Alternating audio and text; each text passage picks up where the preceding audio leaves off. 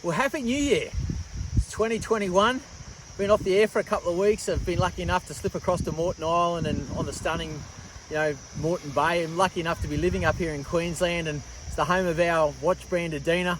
That, strangely enough, is 50 years old this year. Last year was a challenging year, and I don't think 2021 is going to be any easier. And I really appreciate the way that everyone really got behind our brand Adina and saw us through some really, really tough times. And I don't think I'm the only family business that's, done it a bit tough last year, but with our 50-year anniversary, there's some exciting things. We've got some new releases that are going to be special editions. Dad and I have been working sort of incessantly in the background trying to get the designs right. That are going to be some special releases.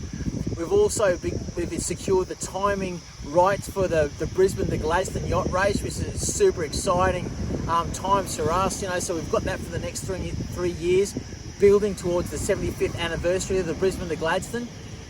All in all, 2021, although it looks like it's going to be another tough one, is going to be pretty exciting all at the same time. So I'd really love everyone to come with us on the journey that's been exciting for the last 50 years to sort of bring in and herald in the next 50.